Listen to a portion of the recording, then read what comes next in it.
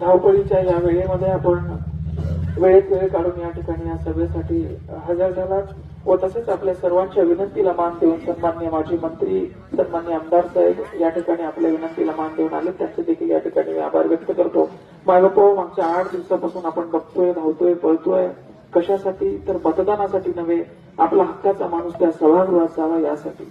प्रत्येक जण येतोय, तुम्हाला मतदान मागतोय, प्रत्येक जण आलाय, तुम्हाला मतदान मागितले आहे. मात्र यावेळी काहीतरी बदल करायचा आहे. यावेळी जे तरुण माझ्यासोबत फिरताय, यावेळी जे लहान लेकरं माझ्याकडे मोठ्या आशेने बघताय, त्याची मान खाली झुकू द्यायची नाही आणि मला या ठिकाणी उघडं पडू द्यायचं नाही, हे सांगण्यासाठी साहेब या ठिकाणी आले. समोरच्या उमेदवारांकडे गडगंज असं संपत्ती आहे, गडगंज असा पैसा आहे, अमाप त्यांची सत्ता आहे, अमाप त्यांचे लोक आहेत. मात्र मी एकटाच या ठिकाणी आहे. अनावधानानं एक युती झाली होती, जागा सुटली होती, प्रामाणिकपणे आम्ही लढणार होतो.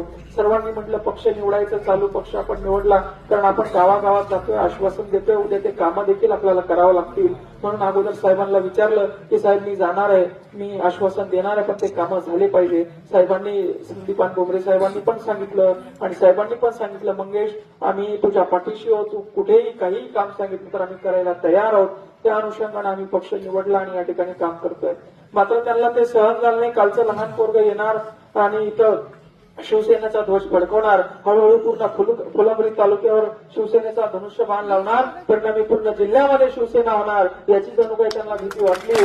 आणि साहेब फक्त 15 मिनिटं बाकी असताना त्यांनी आमच्या पाठीत खंजीर खुपसला आणि युती तोडून टाकली. एका लहान लेकराचं त्यांना भीती वाटली. का? त्या लेकराच्या पाठीमाग हा जनसमुदाय आहे, त्या लेकराच्या पाठीमाग आज माई मावल्या तरुण बांधव स्वतः कष्टाची भाकरी घेऊन फिरताय. आरोप काय करताय माझ्यावर? हा निवडून आला तर कामं होणार नाही, हा निवडून आला तर विहिरी होणार नाही. अरे अधिकारी मला सांगतात, मंगेश तुम्हाला 50 विहिरी पाहिजे तर 150 देतो, मात्र बाकीच्या गावचं बोलू नका, तुमचं करून.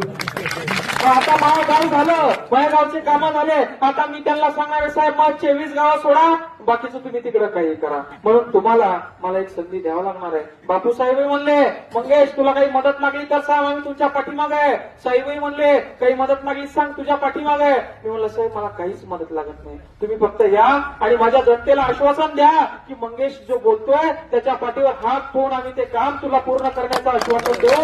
मला तेवढं, मला पैसा नकोय, मला काहीच नकोय, कारण आज जर का मी तुम्हाला पैसे वाटले तर उद्या मी देखील लाचार राहील, उद्या मी ते पैसे कमवण्यासाठी लुबाडी करेल आणि लबाडी करेल आणि ते पैसे कमवेल. ते मला करायचं नाहीये, त्यासाठी मी राजकारणात आलेलो नाहीये. यांच्याकडे गडगंज संपत्ती आहे, जे पैसे वाटताय त्यांच्यावर देखील लक्ष ठेवा. ती समाजाला लागलेली कीड आहे, ते पैसे घेताय, तुमच्या लेकरांचं भविष्य खराब करताय. अरे ते पैसे अंधारात वाटल्या जाताय, तुमच्या लेकरांचं शिक्षण व्यवस्था व्यवस्थित करण्यासाठी होते. ते पैसे अंधारात वाटतात ते तुमची आरोग्य सेवा व्यवस्थित करण्यासाठी होती. ज्या गाड्यातून तुमच्या गाड्या जात नाही ना शेतामध्ये दूध घेऊन येतात त्यावेळी, ते रस्ते बनवण्यासाठीचे ते पैसे होते, ते तुम्हाला आणून वाटताय. म्हणून यांना उघडं पाडा, यांना मतदान देऊ नका. मात्र जो तुमच्यासाठी अंधारात उन्हात होतात चांगल्या वाईट दिवसात तुमच्या पाठीशी उभं राहतो, मात्र त्याला मात्र उघडं पाडू देऊ नका. एवढी